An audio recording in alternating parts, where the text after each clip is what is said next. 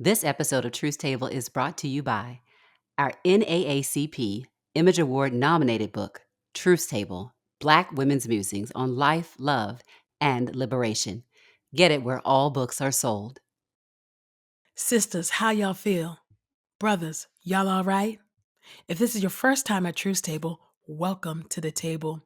And if you've been sitting at the table with us all these years, we are so grateful that you have been listening to us through these years, and we are inviting you to partner with us and support our work at patreon.com/truthstable. Now pull up a chair and have a seat at the table with us. Hey y'all, welcome to Truth Table, Midwives of Culture for Grace and Truth. I'm Ekemini. And I'm Christina. This table is built by Black women and for Black women. So welcome to the table. See, how you doing, girl? I'm doing decently in this wild world we live in. How are you doing today? Yeah. You know, I'm yet alive. I'm still here. Hey, despite the regime, still here, you know. So, well, friend, we are still in our Underground Railroad 2.0 series, okay? Why ever would we need to be in that series? Why? Why? Everything's so great, right? Why would we need to be in the Underground Railroad 2.0? And so we are still in that series, and we are honored to have somebody who's not a stranger to the table. I can say that now. Esosa Osa is on here, and she is with us, and she is going to talk to us. We're going to visit misinformation and disinformation and malinformation and all of the. Obviously, we need to run it back again. we need a little recap, but we also want to talk about the Jim Crow maps, okay? Because let me give y'all some context. Because we were supposed to record this not this message, but it is a message. This episode, it had to be about a month and a half ago. And literally the day we were going to record is when the regime decided they was going to pass some Jim Crow maps in Alabama, in Louisiana. I think it was Louisiana actually at that time. They all been cutting up. All right, they've been cutting up. So Esosa actually could not interview with us on that day, but she is back at the table, and we're going to talk about the Jim Crow maps, and we're going to talk about the misinformation, malinformation, disinformation. So welcome to the table, Esosa Osa. How you doing, sis? I'm still Black. How are y'all doing? Hey, we still Black. We still Black. If nothing else, I'm gonna be Black till the day I die. I know that's right. And I wouldn't want it any other way. That's right. And we're gonna be Black even when we die. That's some good news. But y'all like, I'm not supposed to preach. As far as I know. That's that social theological implication. We appreciate that. We like it. Yes. Okay. Well, before we launch into our conversation, as y'all see, we're already going there. Esosa Osa is the founder and CEO of Onyx Impact, an organization created to better understand and combat disinformation targeting Black communities and increase Black civic engagement. Esosa was previously Deputy Executive Director of Fair Fight Action, a voting rights organization founded by Stacey Abrams, where she led the organization's pro-democracy reform efforts with a focus on combating disinformation and voting policy reform, while overseeing the organization's research, communications, political, and organizing teams. This follows her work as senior advisor to Stacey Abrams' 2022 gubernatorial campaign. Y'all, that feels so long ago now. My God. And as the campaign manager and chief of staff for a top 2018 U.S. congressional election. Prior to her time in politics, Esosa was a portfolio manager at BlackRock, where she managed a wide range of fixed income products, analyzed monetary and fiscal policy, and led firm-wide research on housing, healthcare, and inflation. Esosa is a native Ohioan and a graduate of Duke University Sanford School of Public Policy. Welcome to the table, Esosa. Oh my goodness. So. Thank you. That bio just says, she real smart. She real smart. Y'all. Don't play with her. Across industries. Okay. We love that you would share your wisdom and your insights with us today. Yes, of course. What I've learned across multiple industries is that a lot of times things just aren't that complicated. Mm. Right, and the same issues that as you all, if we are seeing the same issues that have plagued us for generations are Yeah. coming back or having a heyday. Yeah, absolutely. Goodness, we were initially going to start off talking about misinformation, and we still are.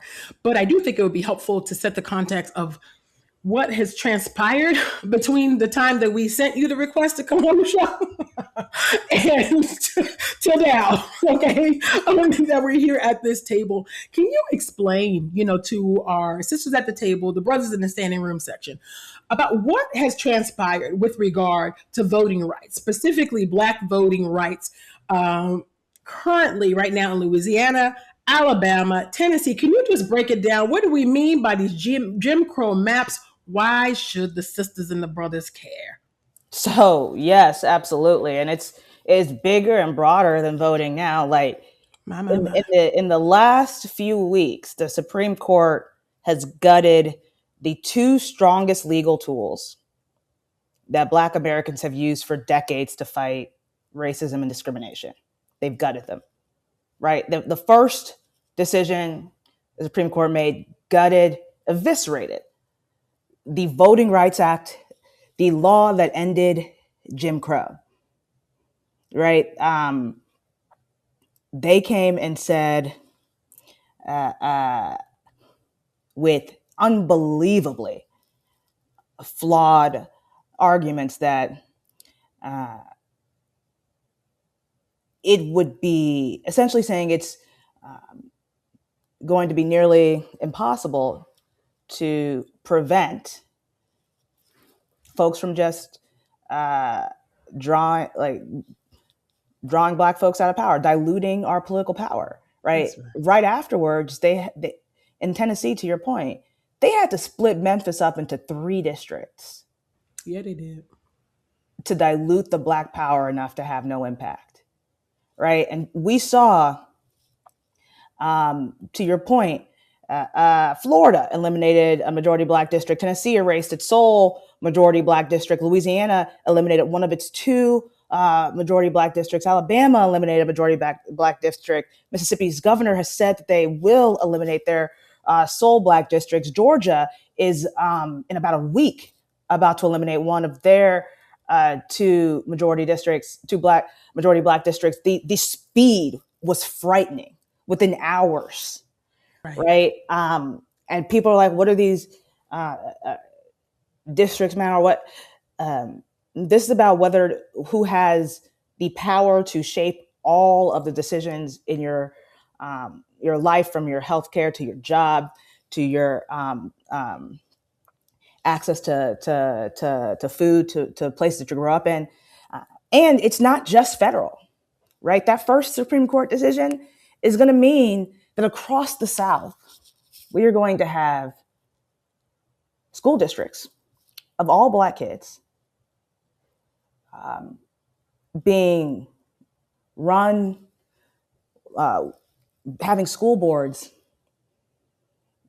of far right folks that don't live near them, that have that are actively hostile towards them. That is the level of harm that the Supreme Court did with its first decision. And then 2 weeks ago, it passed down its second ruling. And this one gutted not a law, but the 14th Amendment itself. I wasn't even aware that we could gut amendments. I thought they were safe. They doing whatever they want. But no, these justices, or better yet, injustices, right, went at the 14th Amendment itself. And that, an equal protection under the 14th Amendment, is about racial discrimination across the board. Voting, housing, policing, schools, employment, right? And they basically said y'all, that in 2023, Alabama tried to draw some racist maps.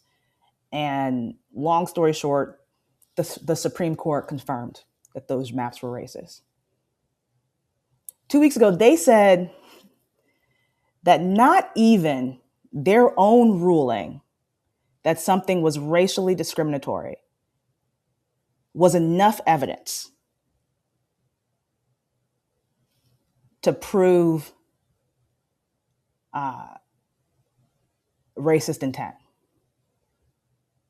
under the 14th Amendment. They said not even a Supreme Court ruling. And so if a Supreme Court ruling is not enough, what is the bar? Right. And you know, again, people thought that this was just about vote. No, they ruled in that case on the 14th Amendment. And just yesterday, the Trump DOJ came out and declared that workplace discrimination, that protections against workplace discrimination were unconstitutional, citing these cases 14 times. And so we are watching at frightening speed the civil rights infrastructure that Black folks fought for, that everyone in this country benefits from. That's right. Be eviscerated.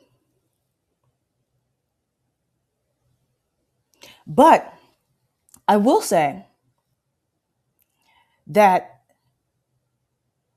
we have also seen a response in these states, because many of these states have had elections, and Georgia early voting turnout surged for Black voters. Louisiana early election turnout surged for Black voters, defeated all 5 of their amendments. Alabama voter turnout for Black voters surged. South Carolina, highest on record for Black turnout, right? That's right. Directly, in direct response to these decisions, we are seeing Black folks come out, right? Which is what we have to do. But we can't just stop at voting, right? It's going to take economic pressure. It's going to take litigation. It's going to take organizing, right? It's going to take us getting involved on a local level to make sure that they cannot take over our school boards in the middle of the night without us noticing, right? They cannot get a free pass to take away our city councils, our congressional districts. This is the most significant attack on Black progress that we have had since post-Reconstruction. That's right. That's right. That's right. Yeah. It is Reconstruction 2.0. And right. And I think, you know, there are grave consequences to underestimating how far people are willing to go to dismantle Black political power and really to maintain the mythology of white supremacy. I just think, and so we have, of course, a series of questions for you about misinformation. But I am curious about, as you just did a great job of surveying the present moment, and all I can do is just lament and really be big mad about a variety of things that led us to this moment. I have all kinds of feelings and thoughts, but I will not go on a tangent right now. That'll be a whole nother episode about how did we get here? Okay.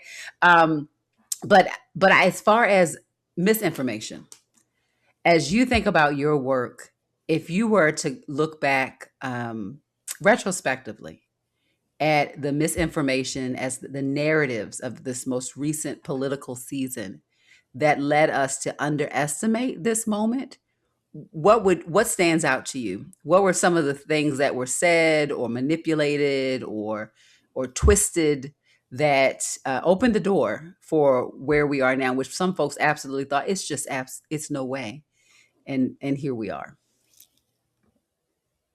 That's a phenomenal question.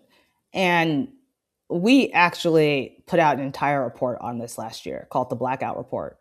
People can go and see it at blackoutreport.org, where we raised the alarm about the attacks on Black progress and power that we were seeing just in the first 8 months of the administration, that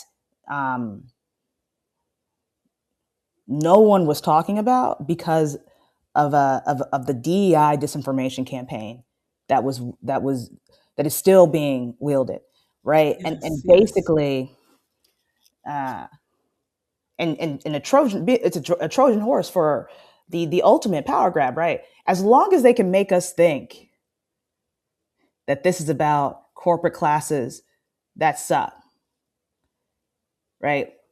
Last year they eliminated $70 million in flood protections for Black communities. Oh my God. As long as they can make us think that this is about fairness, right? They can eliminate $30 million in maternal mortality research. They eliminated $10 million in sickle cell disease research, a rare blood disorder that impacts exclusively Black folks, including my little brother, right? They called sickle cell research woke ideology, right? We documented 15,000 concrete harms to Black economic mobility, to Black jobs, to Black history, to Black progress. That was all happening behind this disinformation campaign that is still being wielded right now. And, some folks are like, well, DEI never helped us. Guess what? This is a front. Who they are attacking in their quest to get rid of fairness and equity, literally part of the Constitution, is very clear. We put out a special edition of the report this year because of an executive order trying to take away, quote unquote, DEI from federal contracts. This was the clearest example we had seen yet of how disingenuous this entire disinformation campaign against Black folks has been, because this is a significant source of wealth for Black community. $9.8 billion Yes. a year come from federal contract payments. Probably the number one thing the government spends money on, right? Their highest bill. $9.8 billion to Black communities. That $9.8 billion represents 1.2% of federal payments. 1.2%. When you go after 1.2%, we are not talking about fairness. It undermines every single argument you have about what this is really about. That's right. When you go after 1.2%, that is about control. That's right. Right. And so we have been raising the alarm.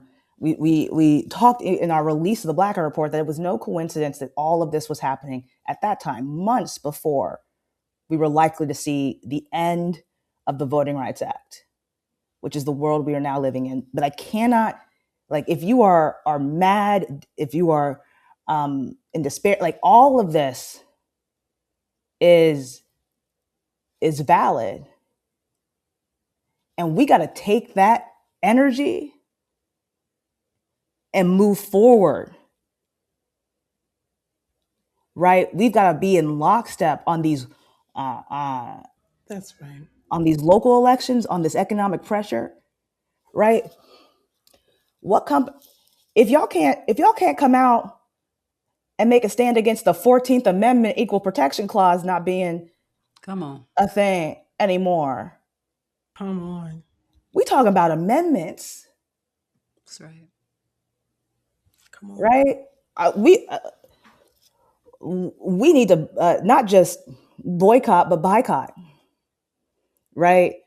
make sure we're buying from our folks in this moment, right? Make sure that we're supporting litigation and organizations on the ground that are helping folks get mutual aid, that are helping folks get to the polls, that are helping folks, Black folks live their daily lives. These are what we're going to have to go back to, real community power. And there's something beautiful about that, right? Because to the point that y'all are making earlier, the level of purposeful, intentional blindness that got us here, right?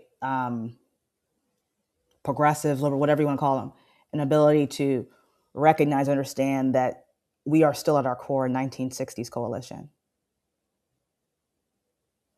That has not changed. And the only people that realize that are our opposition, right? They know that as clear as day. They see that, and they know the fastest route to permanent rule and control is by diluting Black political power.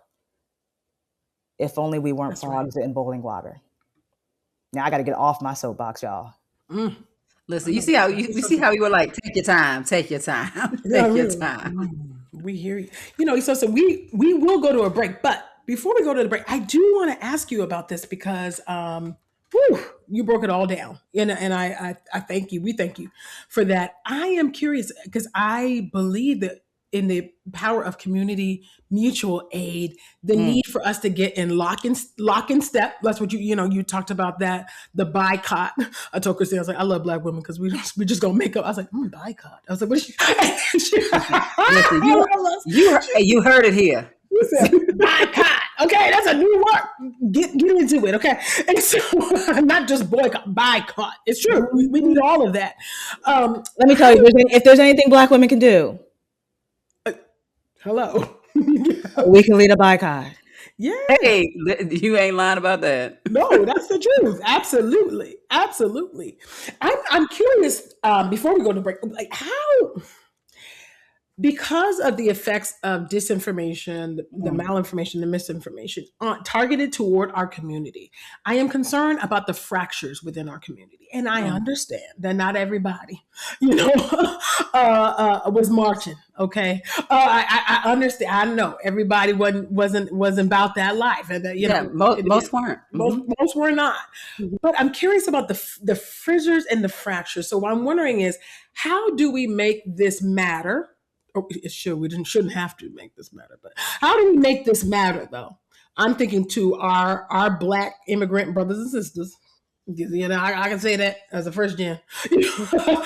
How do we make this matter? You know what I mean? To our cousins, and to our Caribbean, cousins. Like, how do we? And it's not just them, but I'm trying to lift up and surface some of the fissures that come up and that have been stoked, and where they don't feel like there's a buy-in, where they have fallen for the trap, and the lie that they don't have skin in the game, that they don't have buy-in, as if they would even be here. They would not even be here apart from those rights that you named. And so, can you talk a little bit about that? And then after that, we'll go to the break. But I just, because I'm curious about what you would say to that.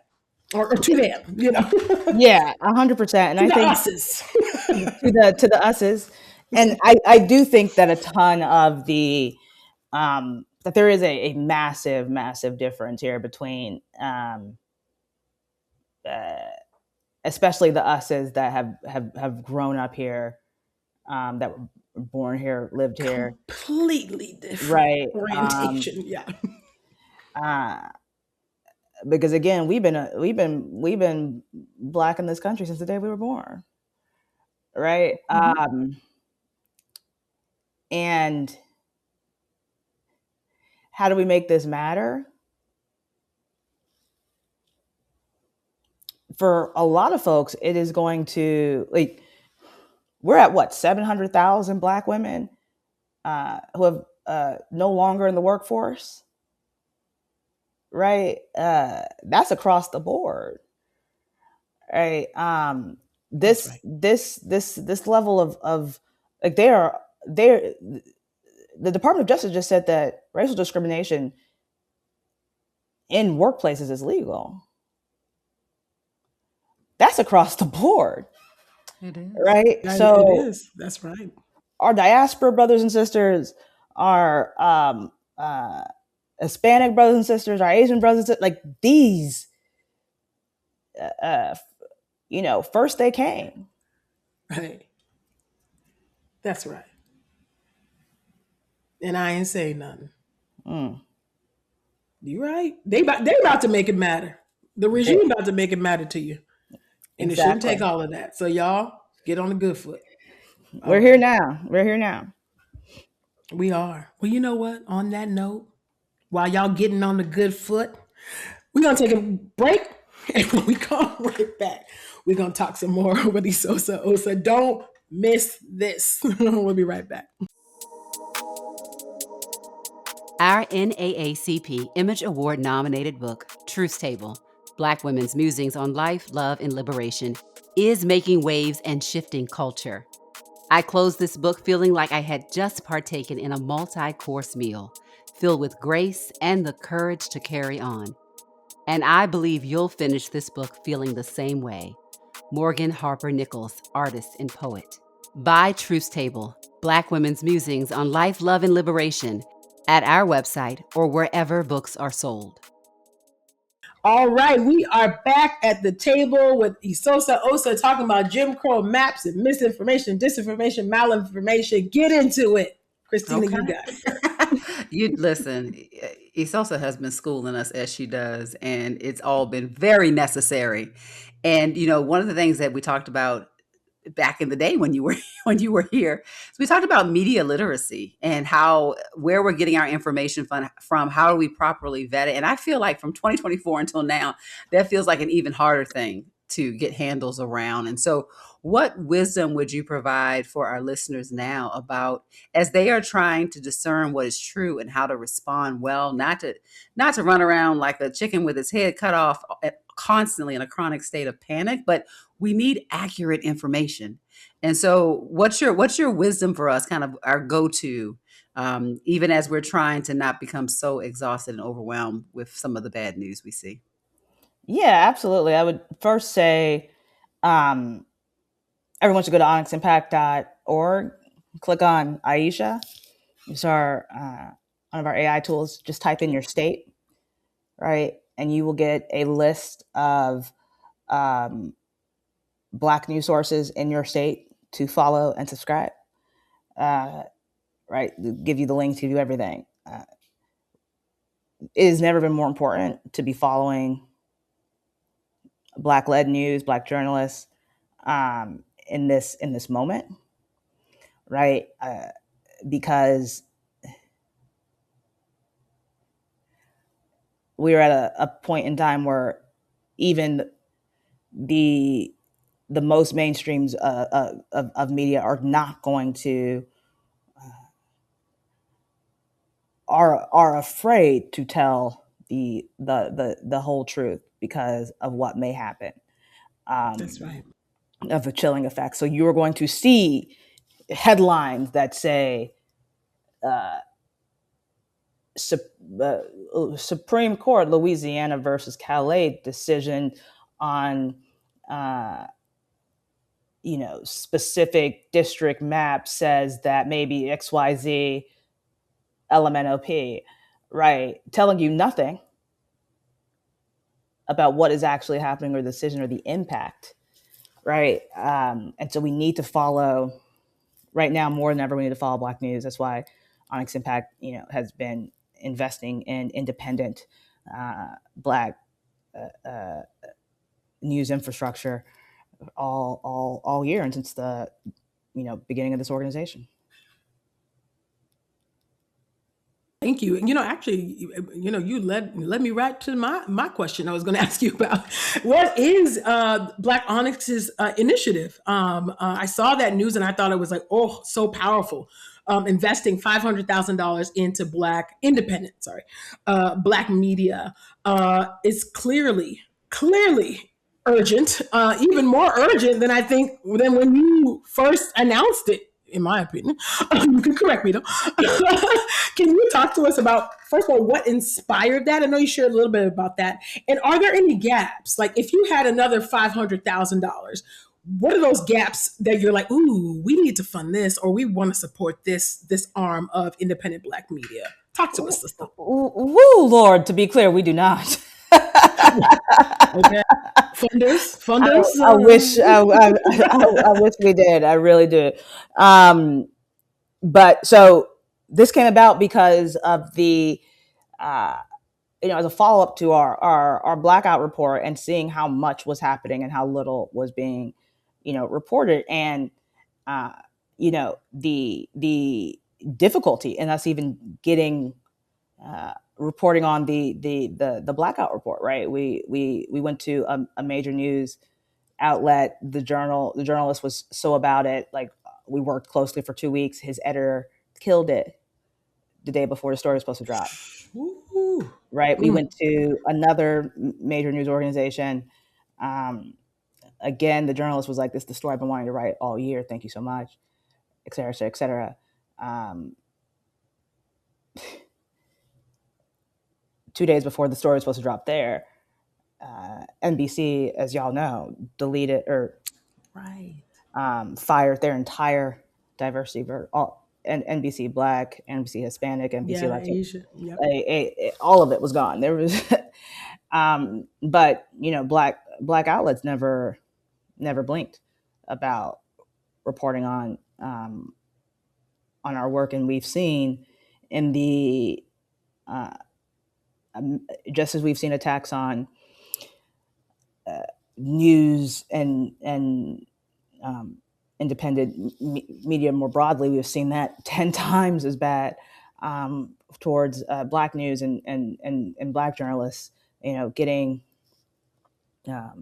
arrested, still fighting legal battles to this day, right? And so we believe, just as most folks say, that news and media is part of democracy infrastructure. Black news and media is part of democracy infrastructure. Absolutely. Right. And we have been standing 10 toes down against authoritarianism since Jim Crow. Since time. Right. And so we wanted to support that. We believed it was time. We wanted to encourage other folks to invest in Black media infrastructure as democracy infrastructure. And so,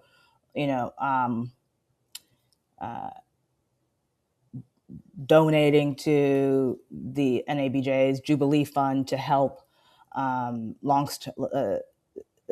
Association of Black Journalists to help train and recruit and support their upcoming journalists out, working with the Black Press, the National Newspaper Publisher Association, right, to help digital media training and investigative news cohorts, helping, archiving the Black web, supporting fellowships to equip Black individuals and students in media with web archiving, digital preservation of our stories, right? Investing in Black news and Black new media, right? Black digital creators as well. And, it was really important to us to do this type of work, to invest in this type of work, because these are the folks that we need to be telling our stories, holding us accountable, holding Onyx Impact accountable, making sure that the Supreme Court can't eviscerate the Voting Rights Act that ended Jim Crow and the 14th Amendment in the span of 3 weeks and have nobody know.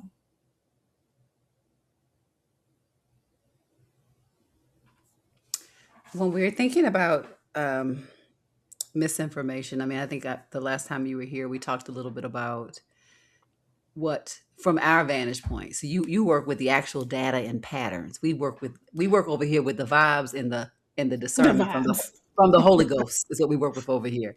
And so we have noticed all kinds of patterns, and then we're like, he's supposed to tell us, is this true in the data? So you You know, confirm our the unctions. plural of stories is data. That's right. That's right. That's right. That's right. And so I am so what we are seeing from our vantage point in the work that we do, which is in the justice and faith sector, we are seeing what feels like patterns of disinformation that really kind of create ways of dismantling Black solidarity, Mm. organizational solidarity across the board. So you name that from um, historic 100 plus year old organizations, universities, Black orgs, Black churches, uh, things that have built the stability of the Black community since Reconstruction.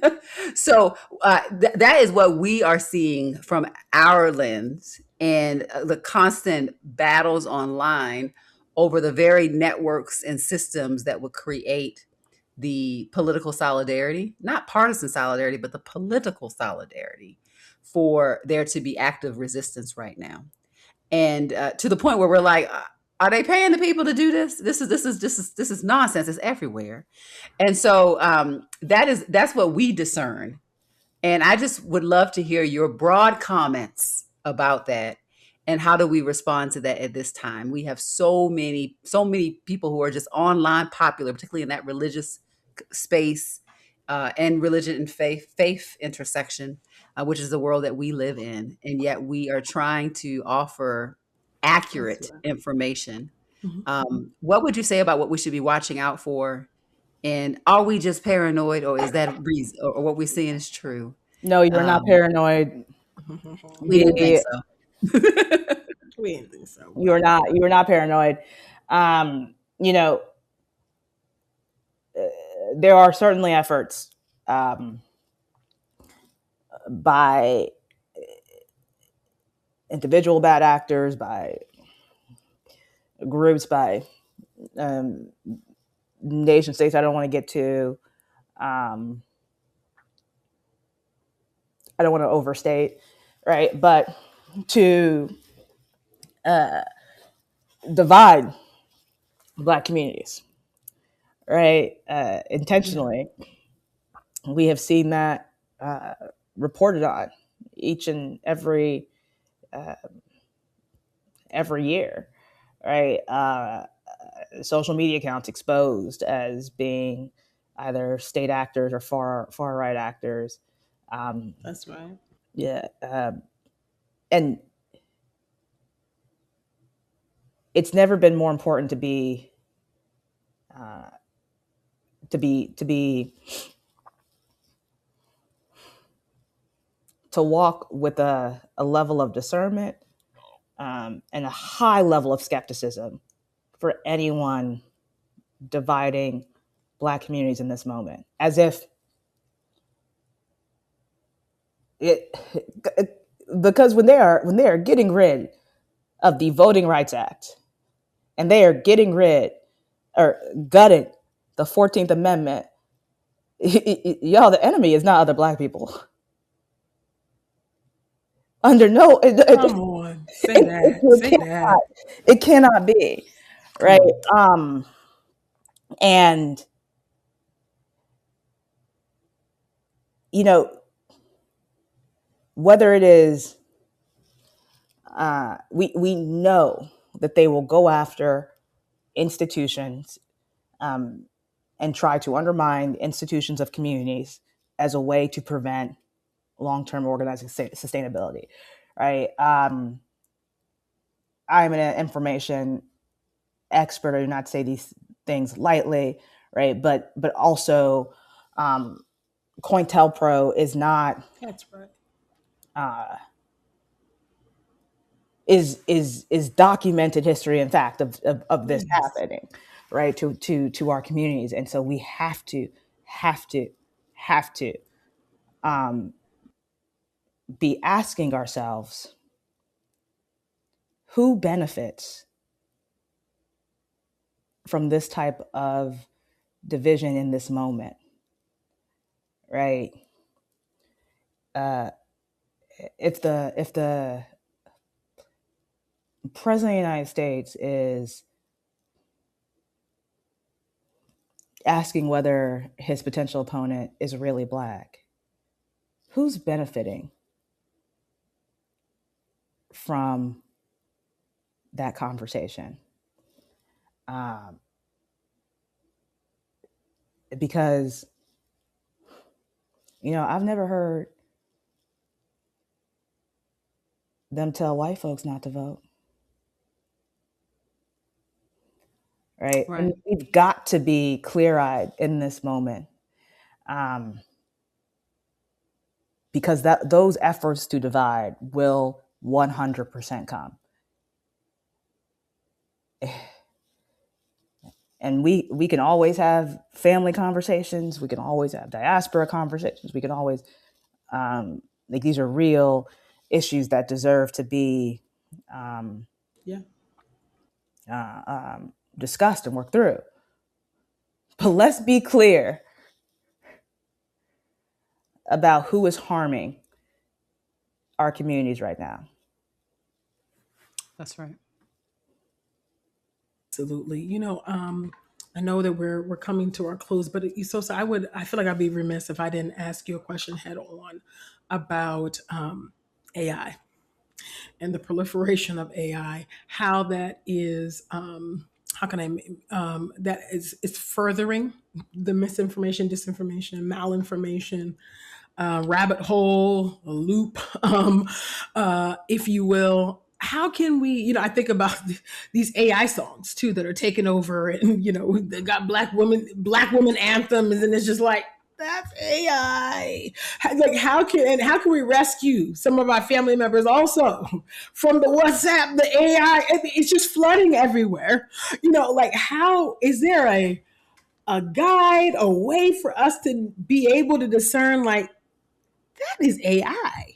That is, all of these, the feel good stories that come up on Facebook. You see well meaning people share it. I mean, I've seen the proliferation of AI from, oh my gosh, just about everywhere. I myself am a bit AI agnostic. I'm just like, I ain't got no count. I just got a thing about it. Like, and so I'm not saying I've never used it, but I'm very much like, Yeah. but can you talk to us about, like, oh my goodness, how can people begin to discern, to be clear-eyed and discerning of what they see? It's like, we don't want people to mistrust their eyes, but also we need a healthy level of skepticism. Like, what is that balance? How do we walk that tightrope? Right. There's got to be a whole new wave of education about Okay. AI and the internet, to your point, because we're all going to need a higher level of skepticism, and that takes work to build. Right. That takes work to build, because there is, what we see on the internet every day is just like pretty bad AI, to be honest. Right. Like the real kind of high quality stuff that will become more mainstream in a year, right? You're not going to be able to tell the difference. It's not good. And so we have to have a higher level of skepticism and have more faith in the messengers of where we're getting our news from. And we have to understand that AI, do not let anyone tell you that AI is neutral. That is false white hope, right? AI is like any other technology. It is shaped by the priorities, the blind spots, the cultural defaults of its creators. That's right. Right. We know ChatGPT recommended the death penalty more often if the defendants, quote unquote, sounded Black. We know AI data centers land disproportionately in Black communities. We know AI image generators default to dark skin for crime, right? We know how this impacts job applications. That's what Black communities have been handed. And Onyx Impact understands that. And we also understand that these models, that AI is actually the battleground for truth moving forward. It's where our truths are being decided, right? And so we have built our own AI called Aisha, right? A chat assistant that is built from the ground up to better serve people Wow. that AI has failed, right? Aisha centers Black sources, Mm.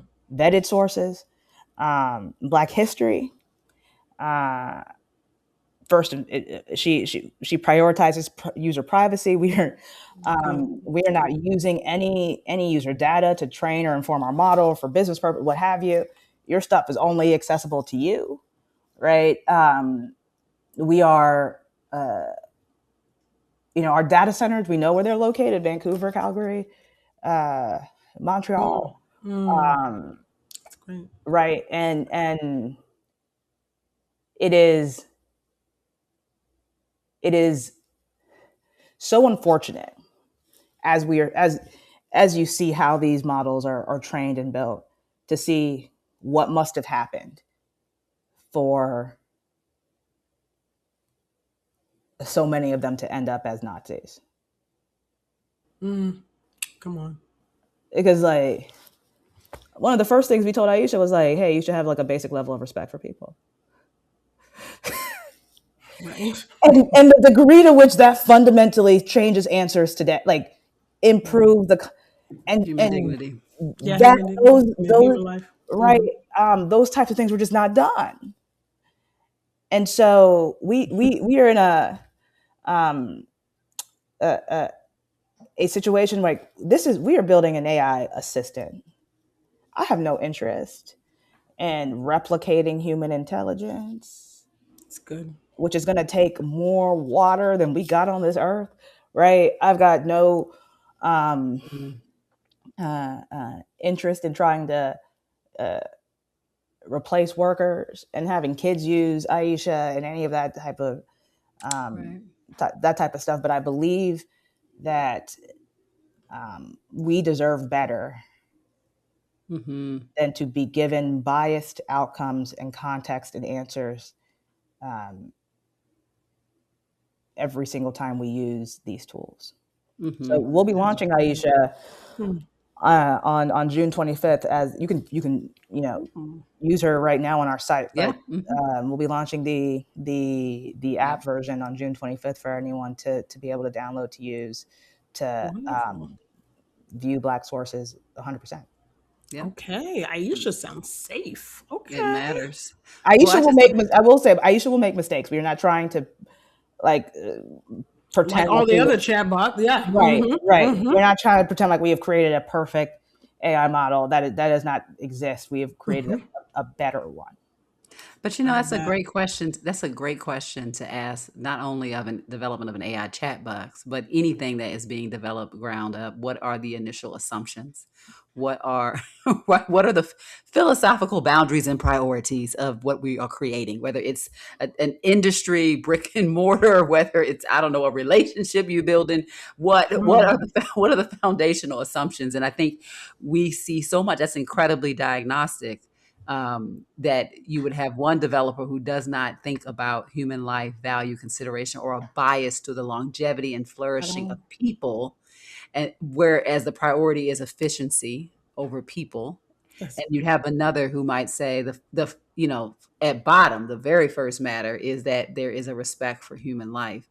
I mean, that's a game changer, and that really is the difference, I think, philosophically between a lot of the political and social rifts that we have right now. Mm-hmm. 100%. Absolutely. Hey, Absolutely. to your point, do we really want? Think of the ultimate tech bro. Mm. Yeah. Do we want that person deciding the moral values of our No. society No. I and would not. calling it neutral? Mm. Well, I feel like something sort of like that happened.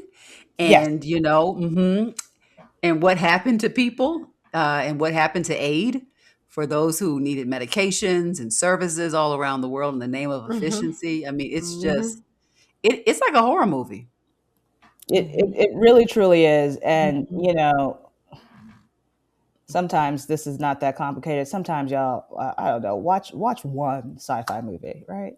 Um, Okay, Hello. because they telegraphing something to you. Okay, hello. I'm just saying. I'm not trying to get all conspiratorial, but I'm just saying. and download Aisha on the 25th, and um, Yes. let us It's awesome. know let us know your thoughts, things that you would that we should add, look through, Yes. things that are that she's doing particularly well. Like, we'd love to know, right? We We want to sure go. will. We sure will. Well, Esosa, we're so grateful to have you here Yeah. at the table. We will put you send us, chat just Aisha's links, Black Onyx, I'm sorry, onyximpact.org, that blackout report. We're gonna put all of that in the show notes, so that our listeners can go and follow and go download Aisha. Esosa Osa, thank you for your work. Thank you Thank for you. your advocacy. Thank you for your witness. It matters. What you're doing matters. We see you, and we are grateful for you. So keep running on. I know it can get hard. I know it can be discouraging, but it's not in vain. Your labor is Yeah. not in vain. So I just And it want to really say that matters. out loud. It really matters. And Hmm. thank you for your investment in our people, investment in our brilliance, investment in our excellence, believing in the importance of it now more than ever, especially at a time like this with this economy.